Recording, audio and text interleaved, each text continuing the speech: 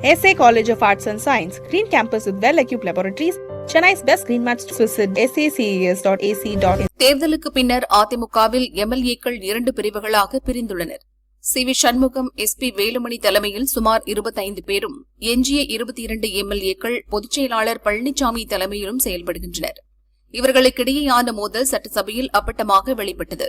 தவிக அரசுக்கு ஆதரவு அளித்த சி.வி. சண்முகம், வேலுமணி, சி. விஜயபாஸ்கர் உள்ளிட்டோரின் கட்சி பொறுப்புகளை பறித்தார் எடப்பாடி பழனிசாமி. கட்சி பொறுப்பு இழந்தவர்கள் பழனிசாமிக்கு எதிராக போர்க்கொடி தூக்கியுள்ளனர். இச்சூழலில் பழனிசாமி கட்சி நிர்வாகிகளுடன் ஆலோசனை நடத்த உள்ளார். அவரது வீட்டிற்கு கட்சியினர் சென்றுள்ளனர். சி.வி. சண்முகம் வீட்டிலும் எம்எல்ஏக்கள் ஆலோசனை நடத்த உள்ளனர்.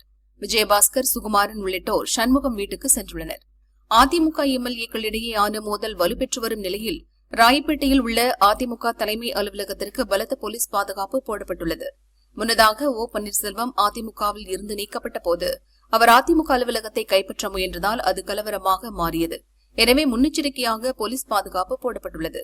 ஆனால் அதிமுக அலுவலகத்திற்கு எங்களால் எந்த பாதிப்பும் ஏற்படாது என சி.வி. சண்முகம் கூறியுள்ளார். செய்திகளிலும் ஊடகத்திலும் ஒரு செய்தி வந்திருக்கிறது. நாங்கள் ஏதோ அனைத்து இந்திய அண்ணா திராவிட முன்னேற்ற கழகத்திலே அலுவலகத்துக்கு வரப்போவதாகவும், செய்தி அடிப்படையிலே காவல்துறை பாதுகாப்பு வைக்கப்பட்டிருக்கிறார்கள், காவல்துறை குவிக்கப்பட்டிருக்கிறதா சொல்லுகிறார்கள். ஒன்றை சொல்லுகிறோம், இந்த ரத்தம் அதிமுக ரத்தம். எங்களை சட்டமன்ற உறுப்பினராக, நாடாளுமன்ற உறுப்பினராக, அமைச்சர்களாக பதவிகளை கொடுத்து அழகு பார்த்த இயக்கம் அனைத்து இந்திய அண்ணா திராவிட முன்னேற்ற கழகம்.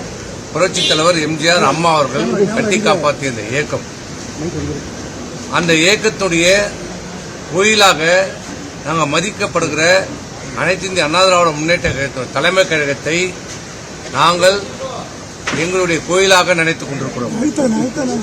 எந்த நிலையிலும், எந்த சூழ்நிலையிலும், எந்த காரணத்திற்காகவும் அந்த எங்களுடைய அனைத்து இந்திய அண்ணா திராவிட முன்னேற்ற கழகம் எங்கள் கோயிலான இந்த தலைமை கழகத்தின் மீது ஒரு தூசி படுவதற்கோ, எங்களால் அந்த தலைமை கழகத்திற்கு சிறிதளவும் பாதிப்பு ஏற்படுவதற்கோ நாங்கள் அனுமதிக்க மாட்டோம். எந்த நிலையிலும், எந்த சூழ்நிலையும், எந்த காரணத்துக்காகவும் நாங்கள் அங்கே வரமாட்டோம். நாங்கள் சட்டப்படி நாங்கள் அனைத்து இந்திய அண்ணா திராவிட முன்னேற்ற கழகத்துடைய உண்மையான தொண்டர்கள் என்பதை நிரூபித்த பிறகுதான் அங்கே எங்களுடைய கால் பதியும். அதனால் யாரும் அச்சப்பட வேண்டியதில்லை, யாரும் கவலைப்பட வேண்டியதில்லை.